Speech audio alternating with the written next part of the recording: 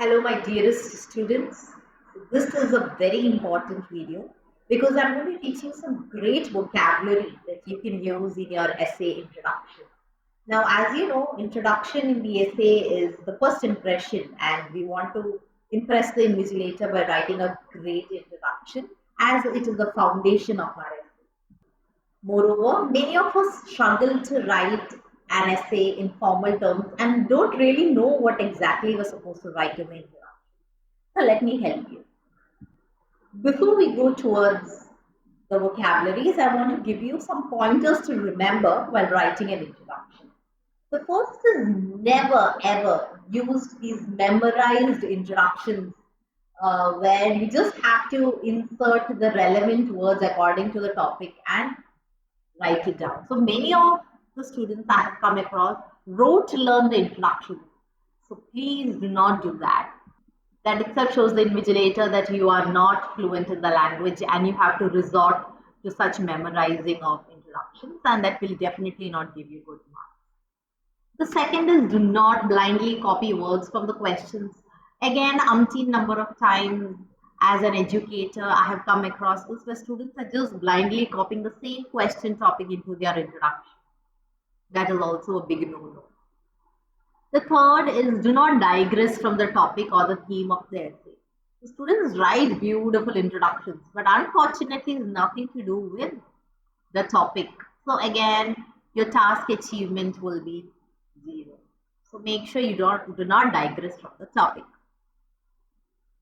And the last one is please use good lexical resources, which is vocabulary. So it will show the invigilator that your language is superior, you are an expert like a native speaker, which will definitely fetch you good marks. So this is where I'm going to help you. I'm going to teach you good vocabularies that you can use to get great marks. So let's begin. Okay, so there are 10 vocabularies that I'm going to teach you. Okay, let's begin. The first one is immemorial. So immemorial means from very old times. Another word of old times or ancient times is archaic.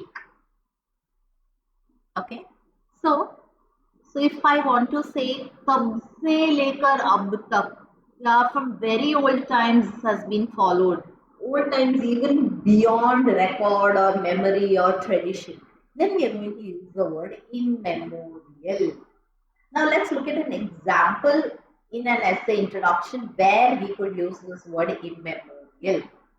In India, the tradition of living with grandparents has been followed since time immemorial. Before we even record or before even we know, it has been a tradition for people to live with their grandparents or the children. So here the essay topic could be nowadays people live in nuclear families and don't live in joint families. What are the advantages and disadvantages? So in such a topic, in the introduction, you can write this. In India, the tradition of living with grandparents has been followed since time immemorial. Unfortunately, over the past few decades, people have started to live in a nuclear family. This has few merits and demerits, which would be discussed further. So done. That's your introduction. So easy. Let's go to another sentence. Touching feet of elders is a tradition that has been followed in India since time immemorial. Yes, so we've been following this since really long ago. Let's go to the second one. Leaps and bounds. So this is a phrase. So you use this word leaps and bounds when you want to show rapid progress. बहुत fast कुछ progress हो गया. Since the past few decades, technology is advancing in leaps and bounds. So if it is a technology-based essay, you can write this. The property prices in India has surged. Surged is a synonym for the word increased. So you don't have to write the word increased all the time. You can use the word surged or upsurged. Has upsurged in leaps and bounds since a few years. So leaps and bounds is to show rapid progress. So even if the essay is about AI, artificial intelligence, technology, or the internet, anything you can use this word leaps and bounds to show very fast progress. Let's go to the next word. Revolutionized. So if you want to say that something has completely changed or completely transformed, or if there's a drastic change, you can say this has completely revolutionized our lives. The internet has completely revolutionized the way we lead our lives. If the essay is about internet, you can write this as the beginning sentence. The next sentence is regular exercise and fitness can revolutionize the health of an individual. So can completely transform. So if you don't want to use the word completely transform or change drastically, you can use the word revolutionize. So the first word was immemorial. The second was leaps and bounds to show rapid progress. And the other word is revolutionize. So the internet has progressed in leaps and bounds and completely revolutionized our lives. See, you have used these two words. Okay, let's move to the next one. So this is the word epoch. So epoch means an era or a period of time. So instead of writing this period of time or this era, you can write epoch. So if you want to mention a particular period of history where there is some development that has happened, then you can use the word epoch. It is shorter than an era or a period of time. Okay, let's look at an example if you're still confused. The invention of electricity marked an important epoch in the history of invention. So it's an important era, isn't it? Or it's an important period. Instead of the word period, you can write epoch. The freedom for independence is an important epoch in the history of India. This means a period in history. I hope that's clear. Let's go to the next one.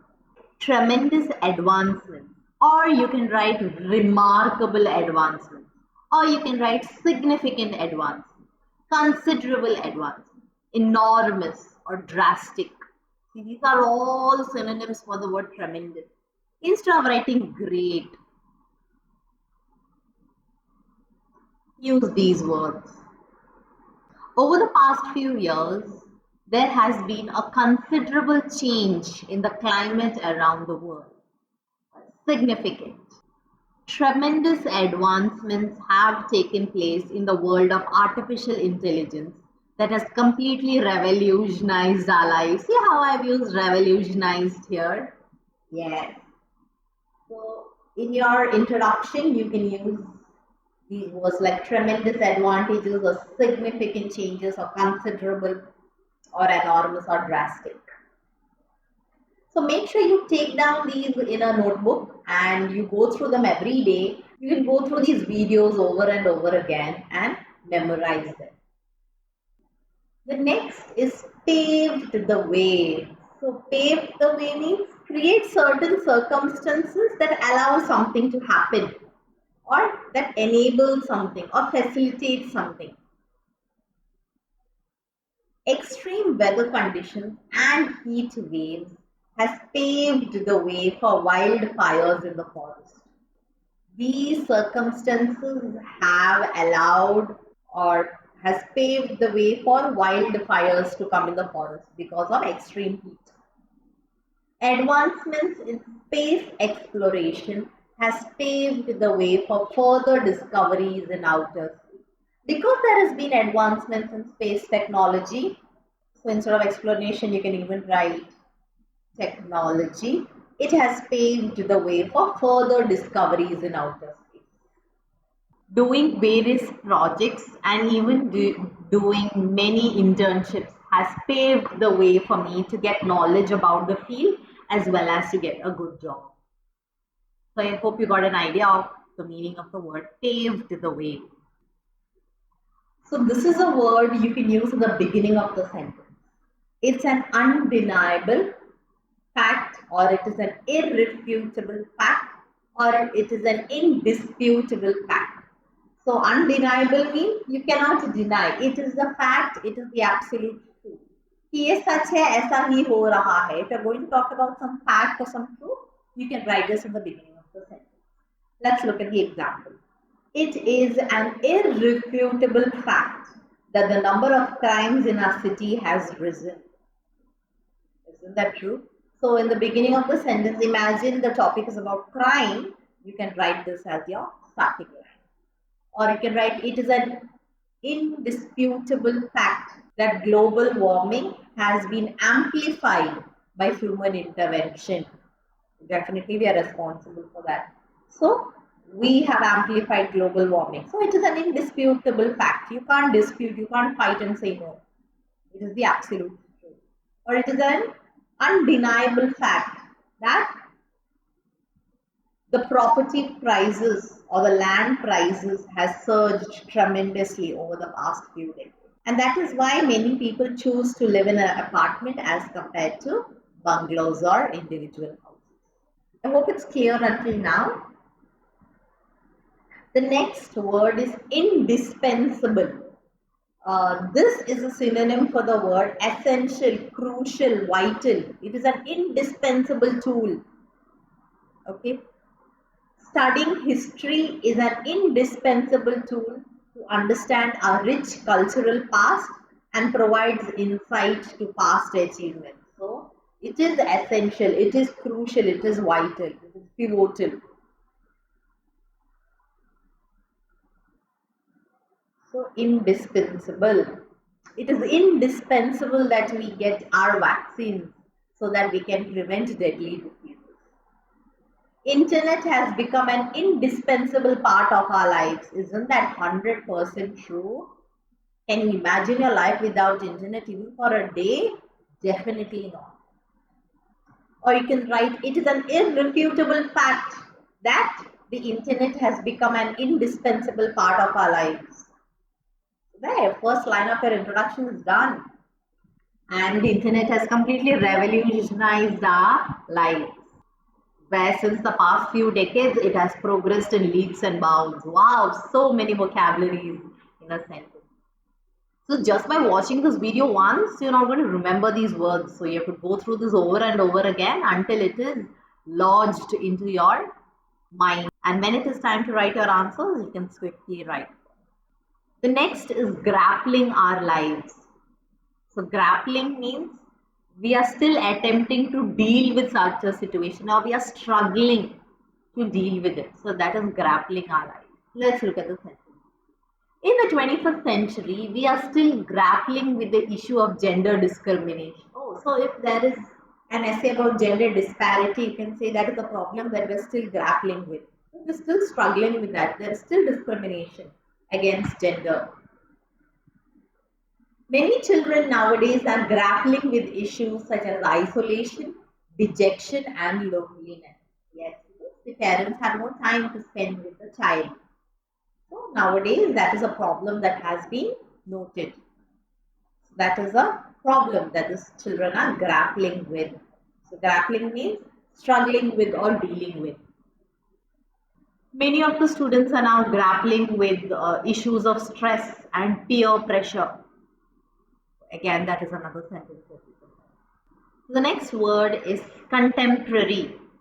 So contemporary means if you want to say something that it is at present time, or it is modern, or is done in current time, then you will say it is a contemporary work. Or a modern art, you can call it a contemporary piece of art. So let's look at the example. Our grandparents enjoyed traditional music, while the children of the present generation enjoy the contemporary one, the more modern one, or the current one. To live successfully in a joint family, one is expected to delicately balance between traditional and contemporary values. Without compromise and without balancing between the traditional and contemporary values, it is an uphill task to successfully live in a joint family. So I just use a phrase, uphill task. So uphill means imagine going up a hill, you need to put a lot of effort. So difficult task is called an uphill task. So do not procrastinate and study every day, because otherwise it's going to be an uphill task to memorize everything towards the end. So these were the 10 words that we used. So an introduction is basically around 30-35 words. So don't make sure that you don't write everything in it, because too much of anything is also bad. I've taught you so many so that at least one or two you will remember and write in your examination. And it's not that these words, some words like contemporary and tremendous advancements, or even leaps and bounds, it's not necessary that you have to use only in your introduction. You can also use it in your body paragraph. But mainly you can use them in your introduction. So before I end this video, I want to share an anecdote with you. Just the other day, I overheard two of my students having a conversation. So she was telling another student, you know what, I'm worn out today because I was burning the midnight oil. And when I heard that, I was so happy because those are some of the idioms that I used in class. And it brought in a lot of joy to me. And I thought, why not share this little knowledge that I have with all of you so that it can bring in an abundance of happiness. So I hope you really find these videos useful. Make sure you share it with your friends. I'm praying for you. God bless and take care of yourself.